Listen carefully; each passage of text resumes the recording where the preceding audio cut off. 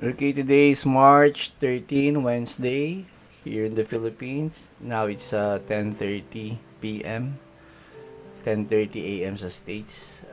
In this video, ano, yung opening 9:30 p.m. dito Philippines. And ano to parang live selling. And this time live selling ng mga stocks. So I hope we can learn something para ma-observe natin ng live kung ano nangyayari, pati yung ating decision making. Keep watching till the end and let us learn together, okay? And let's make money. May the pros be with you. Let's go.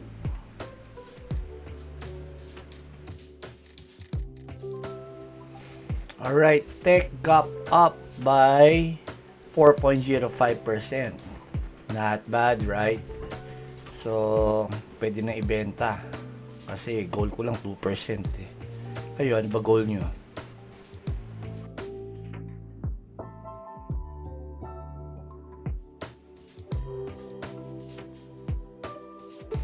Okay, yung goal ko lang dito, medyo attainable lang. Mababa, pero attainable.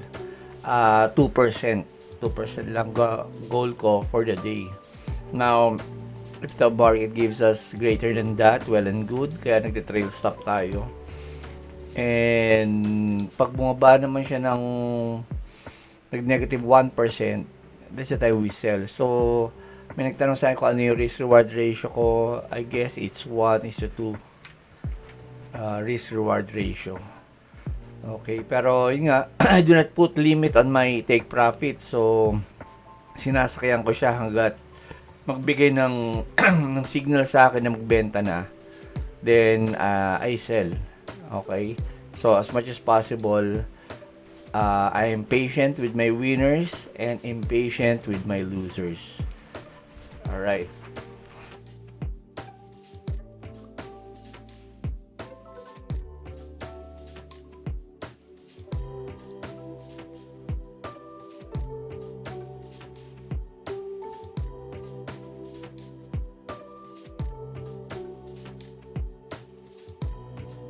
Pwede na ba? O pwede na? Hindi, ganito. Tignan natin yung kung hindi siya Heikin-Ashi. Anong candlestick to? Sa 15-minute chart natin, no? Maliit. Parang doji pa siya dito. Balikan na muna dito. Yan. Okay. So, mabubuo natin yung candlestick niyan sa 9:45. Okay. Indecision. Spinning top tong Comcast. IoT. IoT hindi pala Heikin-Ashi. Okay, pwede to Itong candlestick na to gusto natin yung malaking body niya. Then, kahit may upper wick na maliit. Basta maliit lang. Okay, nako. Ito, medyo dumodoji na to. Heikin-Ashi. Tanggal na sa Heikin-Ashi. Hindi naman pala May itong candle, walang tail. Walang upper wick. So, medyo goods pa tayo dyan.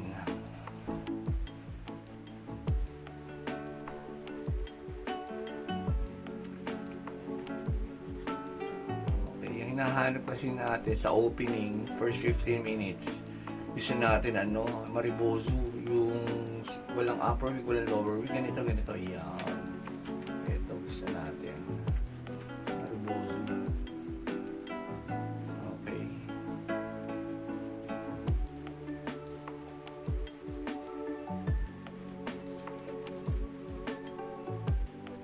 Ganito. Maribozu. Yan. Okay. Ano gusto natin? So, magandang potential yan. Ito rin, maganda rin.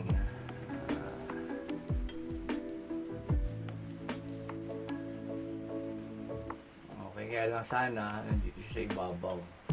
Pero pwede na rin yan. Dito, ganito, maliit. So, dito muna tayo sa Hikinashi tumingin. Sa Comcast natin, spinning top to eh. So, indecision siya. Pero kung sa Hikinashi, first candle. Sa Hikinashi, tinahanap natin doji, then bullish candle with the upper wick. Tapos pangalawa, may upper wick din. Yun, may tendency yun na magdire-diretso pataas. Okay. Tanggalin na nga natin itong sige, antayin na natin breakout siya dyan. Okay, so wait. Let's see it on our hands. GBTC 1.49%.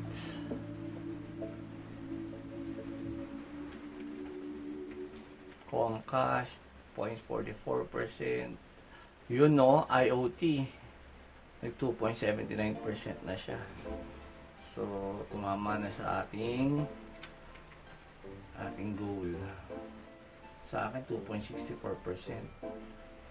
Kaya lang, ang baba lang ang share na nabili ko dito, 4 shares lang. So I only have $4.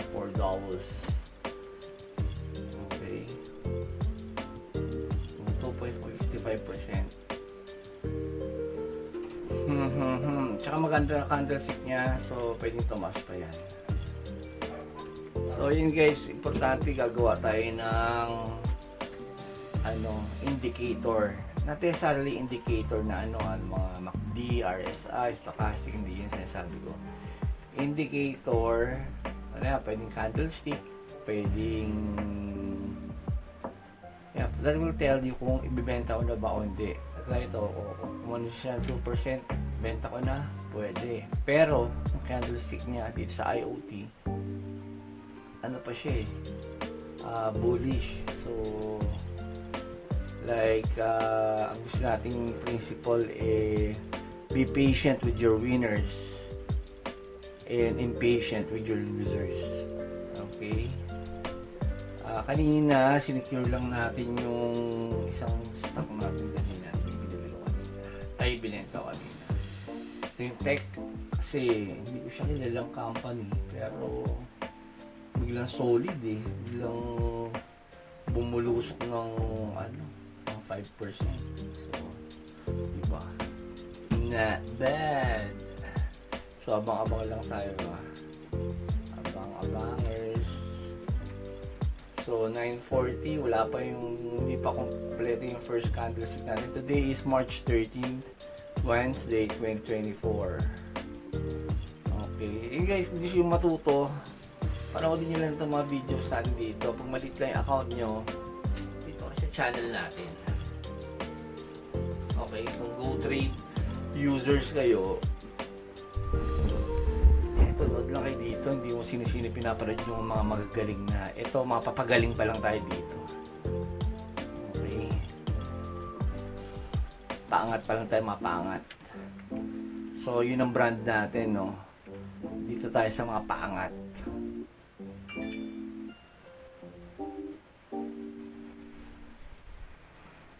Okay. So, it's 9:41 p.m. GBTC natin, alive na alive pa. Okay, itong Comcast natin, umangat ng 0.49. Actually, kahapon binili ko na to. Tapos binenta ko lang din uli. So, that's what traders do, no? We buy and sell. Hindi tayo bibili. Tapos mag-hold. Hindi naman tayo investor. Eh. Pwede mo lang gawin yon kung medyo malaki-laki na yung pera natin. Pwede ka nang mag-LODI. Okay, alam niyo ba yung LODI? Living on dividend income. Okay. Kung kaya nyo yun, why not? But then again, kanya-kanya tayo iba-iba tayong strategy. Ito lang baka may mapulot kayo ditong idea. May mapulot kayong diskarte. Okay. Again, this is not foolproof, kaya kailangan talaga meron na tayong mga gusto tayong magka-cut loss. Okay, kung tatanungin nyo, bakit wala akong ginuhit dyan kung saan na magka-cut loss, basically pag bumaba siya dun sa bumaba siya ng 1%, bibenta ko na siya. Kagaya nito, 0.46. Kung nag-negative 0.46 yan, mga 1%, basta bibenta ko siya. Ratio lang natin is 1:2. Ito, 0.07 ang binaba.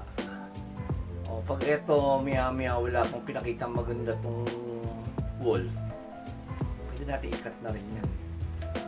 Okay? So again, I'm impatient with losers, but I give them a chance. Okay, 0%. Wala pa tayong pinanalo o tinalo dyan. So, ano. Kaya ito maganda pag marami kang binili. Hindi masyado, ayun ako po, 0.17, negative 0.17. As I was saying, ayun nga, pag isa lang binili mo, tapos buwan, kunyari nag-negative, wala ka ng pag-asa. Pero kung meron ka pang ibang stocks binili, yung mga yun, pwede magbigay sa'yo ng income. Gaya nito, out of 5 stocks na binili ko, isa lang yung negative. O di, okay, you feel good. Now, dun sa 5 binili natin, ilan dun nagbigay ng 2%? Diba? O eto, para, naku, bumababa, tumaas ulit. 2.18. Ayun. So, ilan nagbigay sa akin ng more than 2%? 2. Di okay. So, ganun siya. We are not expecting, but meron tayong desired level. Kung ano ibigay ni market, okay, thank you, ganun lang. Medyo paulit-ulit ako Okay, kayo ba? Ano ba strategy nyo?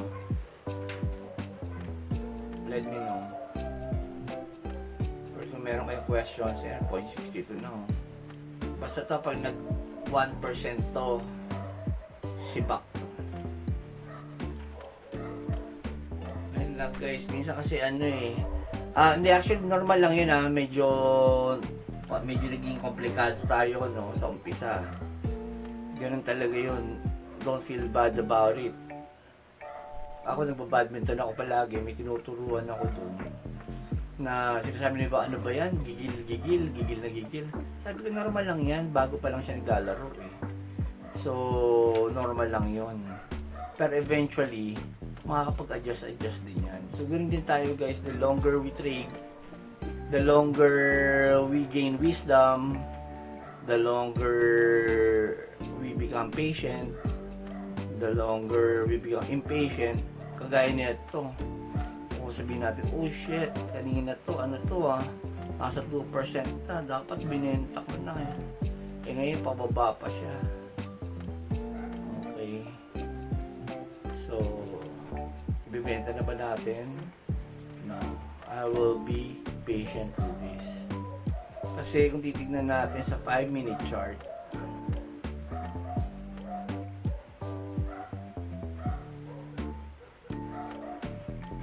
5-minute chart, open siya dito, 9:30. Usually talaga aangat yan, magre-retrace, pullback, retracement or pullback, tapos aangat siya ulit.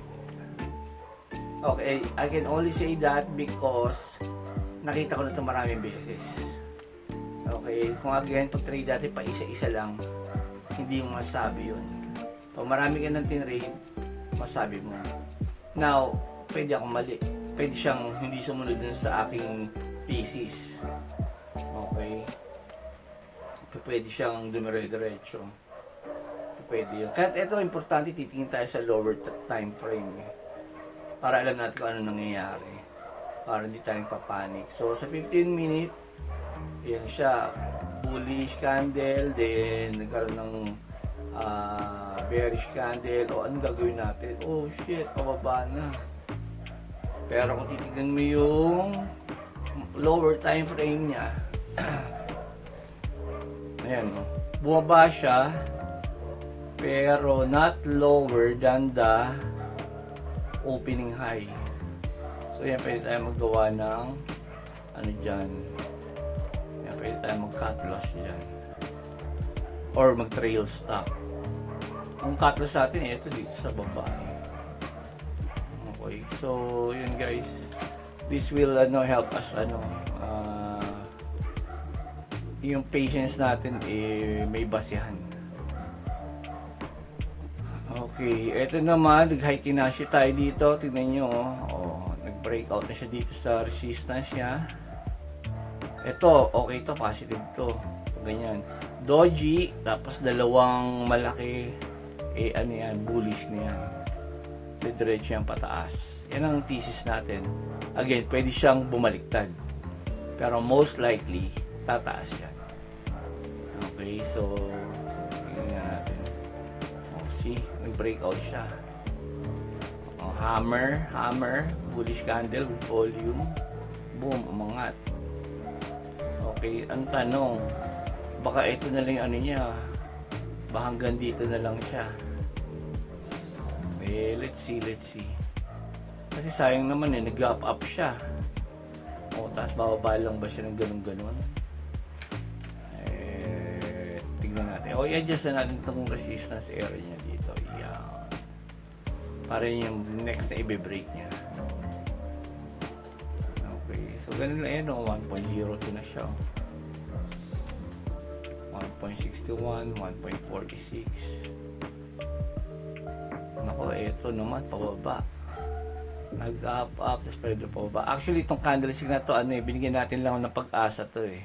So, usually pag ganyan, pababa talaga yan. I-feel niya itong gap na to. Okay. So, ito, kailangan na ibenta.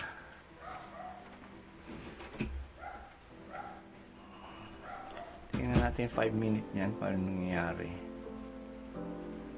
Ayan, napababa na siya. Nagkaroon na siya ng lower high, low, lower low. So, benta natin yan. GBTC. Thank you for the 1.37%.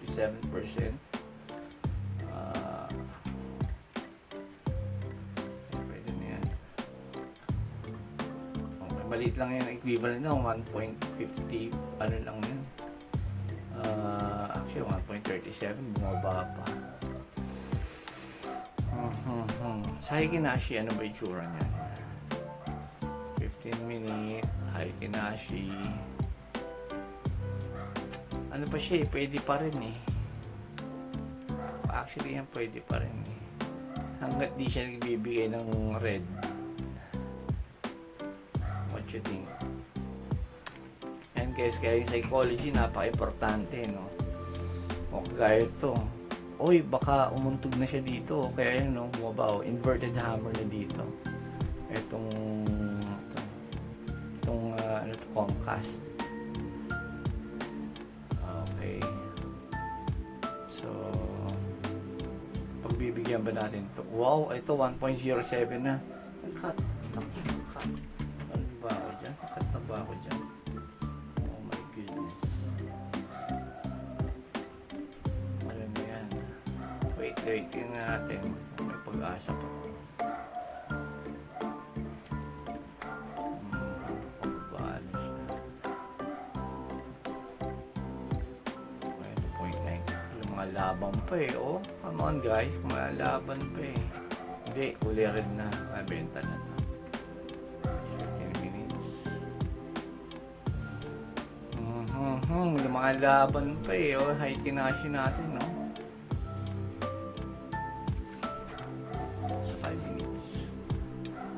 5 minutes wala na eh. Hi.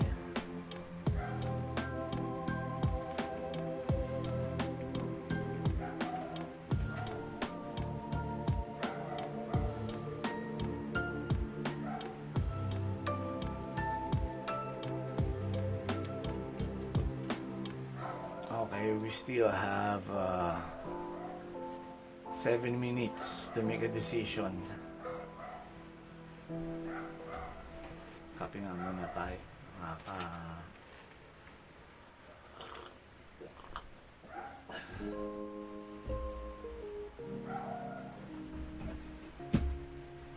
1.24. 5 minutes.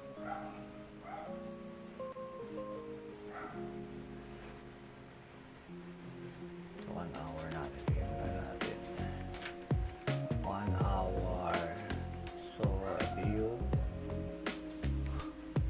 13 ngayon eh.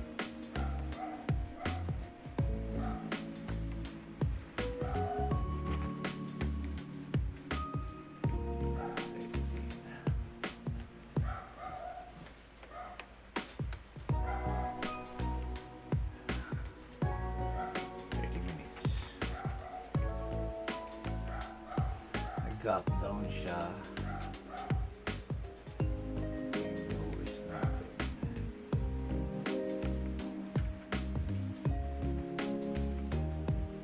Lower than previous low ba siya? Umangat to. Umangat eh, 1.10% na nga.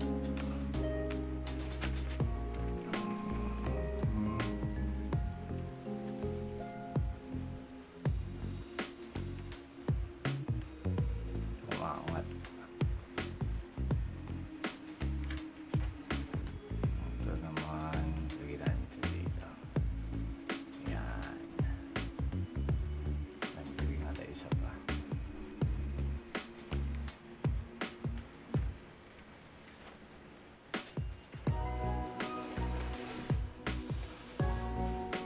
Okay, 45 seconds left. Dahil 5 minutes pa. Sige, nasa 5 minutes tayo para magka-decision na kung mga siya. Diba, imagine kung binenta na natin ito nung less, negative 1 point something. Wala na. Ayan, tumaas pa siya. Okay, gawin natin dito na time to trade stop. Ayan. Excuse me. Okay. So, ganyan guys, parang maglalagay tayo ng ng guhit. Ito, itong mga tagos, Itong mga tagos, ay kinashi, ang tsura mo. 5 minutes. Baba. Bumaba, naging 1.02. 5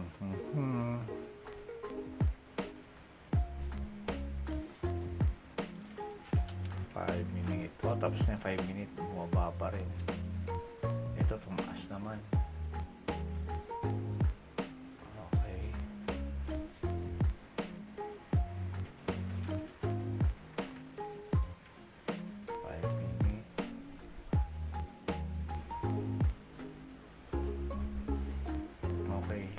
So, umangat na siya, naging negative 0.40 na lang kanina, 1 point plus. So, maglagay tayo na dyan dito sa sa ating support level. Kumbaga, medyo safe na rin yan, 1.20. Pero usually pag ganyan, pullback, aangat yan. So, pullback, aangat. So, pullback, paangat.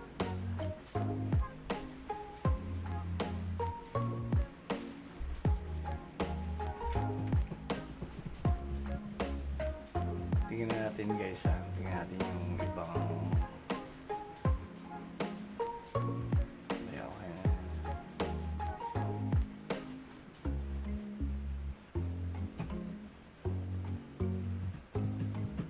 Bangers 1.02, 1.60, 0.90. Siya lang itong negative natin.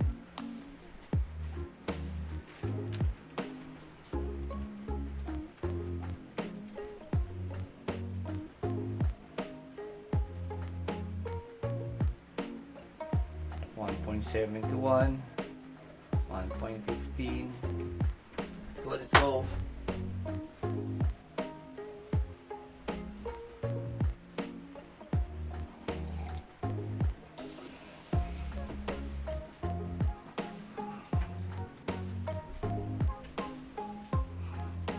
Ito guys, mukhang morning star, mukhang morning star. So, bearish. Pag itong pagsamahin itong dalawang ito, bearish, hammer, tapos ito, green. Usually, ang pangat. Okay, ito naman Harami. Ano? Oh, ano pa ba naman? Ayos na eh. Okay, 10 seconds.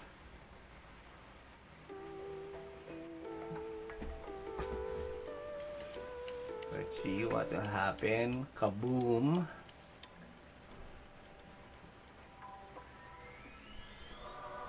Okay. That's all, folks. So, itong compass natin, okay na yan, 0.74.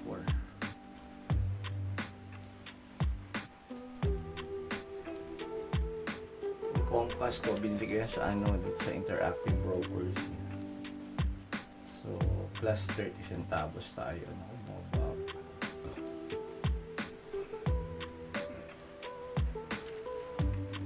Close position.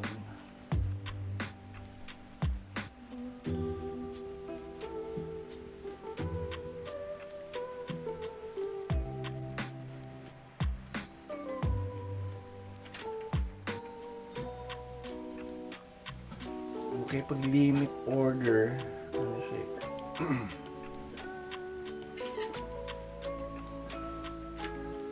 Order submitted kasi hindi pa pumapasok yung order natin. Why is that?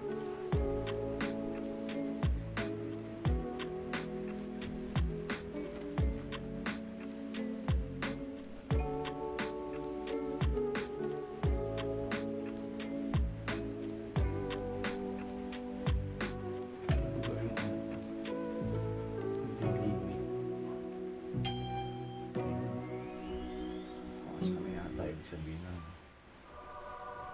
43.46.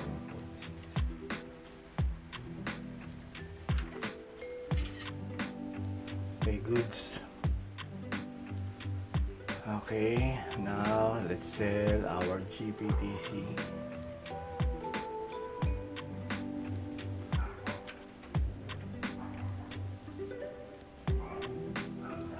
Hindi, ito medyo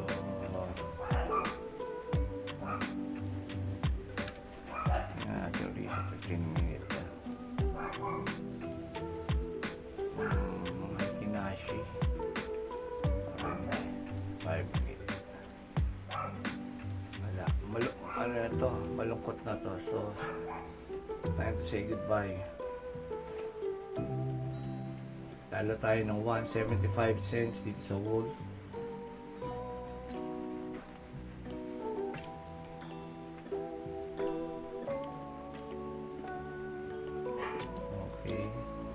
Then, tara, benta na natin itong GBTC at 1.90.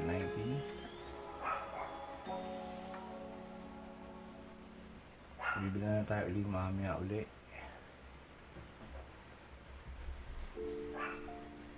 Yeah, we only earned $3.47.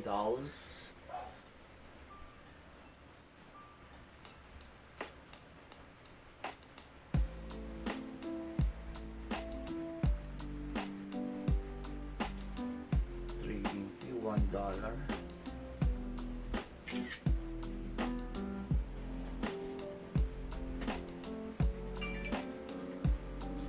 Okay. Tapos, ito na, IoT. IoT, very good to. Hindi tayo $2. 4 shares lang nabili natin.